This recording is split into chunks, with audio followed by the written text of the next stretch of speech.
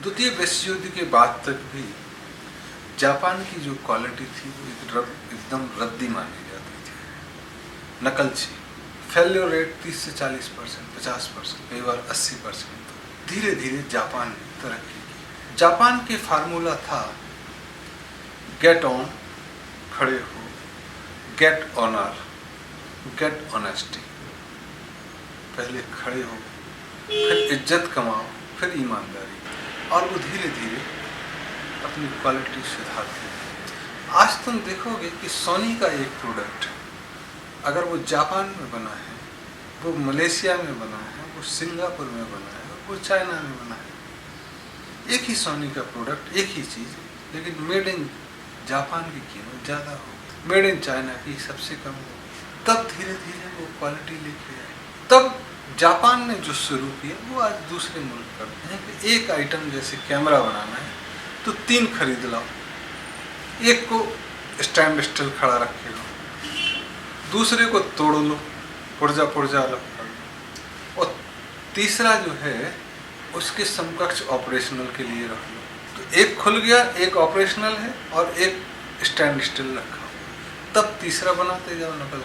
फिर हो सकता है कि आप कुछ ज्ञान दें तो नया चीज़। चीन भी ऐसे ही बढ़ा। तुम कह रहे हो कि चाइना हो गया, अभी तुम कलकत्ता जाओगे और बहुत दूसरी जगह जाओगे तो तुम पाओगे कि लोगों के माल नहीं बिकते हैं और वो मेड इन चाइना जैसा नकली माल बना के बेचने लगे। तो आज चाइना भी एक्सेप्टेबल हो गया है क्वालिटी के मामले में, जो कि आज से कई साल पहले नहीं था, और भारत उसकी नकल करने लगा है। कई मामले में चाइना भी नकल करता है भारत का, जैसे दवाइयों के मामले में। तब कोई भी शुरू में प्रगति के पथ पर अकेला नहीं चल पाया, और ना ही पूरी दुनिया की रिसर्च एक जगह हुई। तो सबने कहीं ना कहीं से शुरुआत की और उसके आगे बढ़े, और पूरा ही चीज़ हम शुरू से शुरू करें उसकी ज़रूरत भी नहीं है। आज हम जहाँ खड़े हैं उसके आगे के लिए रिसर्च लैब्स होनी चाहिए, चीज़ें खुली होनी चाहिए। जैसे आज जितना विंड मिल्स हैं, तो चाइना में विंड मिल्स की एग्जीबिशन लगती है और स्कूल के लड़कों को भेजा जाता है, 2-4 तोड़ भी दो, और वो कहते हैं बड़ी बड़ी विंड मिल्स की क्या ज़रूरत है, आप घर में बनाओ ना, आधा मीटर की बनाओ विंड मिल, 2 बल्ब जलाओ। तो एक्सपेरिमेंटेशन की छूट, उनको चीज़ें दिखाना। हम किताबें पढ़ा रहे हैं, 4 कमरे का स्कूल हो गया, खेलने का मैदान नहीं, बच्चों को चश्मा लग गया। तो एक आमूलचूल परिवर्तन शिक्षा नीति में करने की जरूरत होगी कि हम प्रयोगात्मक दिशा में बढ़ें, बच्चों को कुछ करके, कुछ तोड़ने को, कुछ फोड़ने को दें, कुछ नुकसान करने की हिम्मत बढ़ाएं कि वो कर सकें और हम झेल सकें, तब विकास होगा।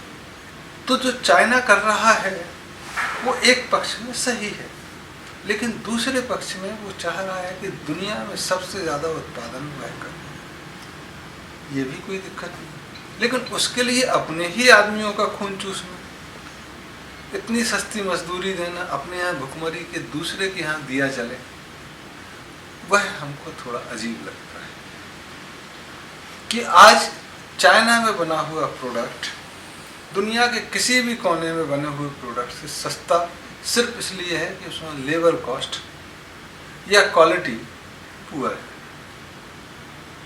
टेक्नोलॉजी पूरी हो, लेबर रेट पूरे हो, तब सस्ती बने तो बात है। तो आपने सारे रिसोर्सेज अपने करके और अपने पड़ोसियों के यहाँ से खींच के या कहीं से लूटने की कोशिश करके सस्ता माल बेचना दूसरे देश को, तीसरे देश को, यह एक प्रश्नवाचक चिन्ह छोड़ता है चाइना के विकास के बारे में।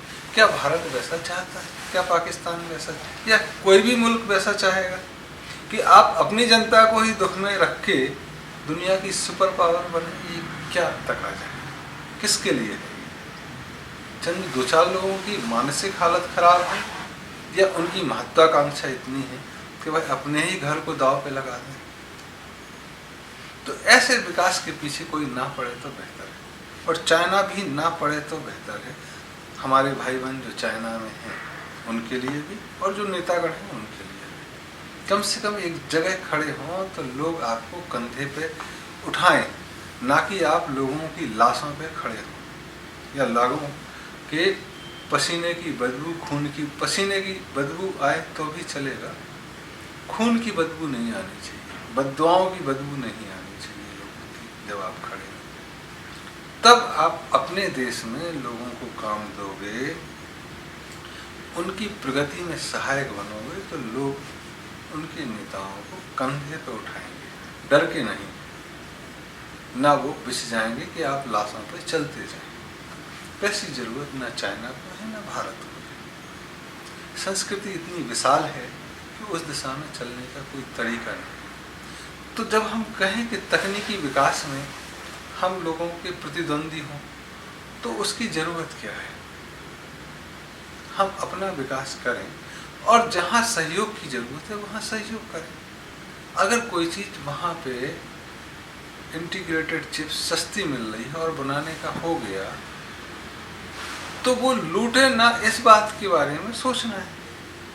अगर वह चीजें चल रही हैं तो थोड़ी बहुत सिक्योरिटी का ध्यान में रखते हुए आप उनसे खरीद सकते हैं। लेकिन अगर वो लूट रहे हैं तो शायद आप अपना बनाएं। तब इंडस्ट्रियल बेस जरूरी होगा, सारा इंपोर्ट ना करें। इससे डिस्ट्रीब्यूशन भी रहेगा और मैनेजमेंट इंफॉर्मेशन सिस्टम भी रहेगा, और प्रकृति में डिस्ट्रीब्यूशन चलता है। इसलिए बहुत सारी चीज़ें बहुत जगह बने तो बेहतर है, कंसोलिडेटेड ना हो। भारत पीछे है आगे है, इस बात का प्रश्न नहीं।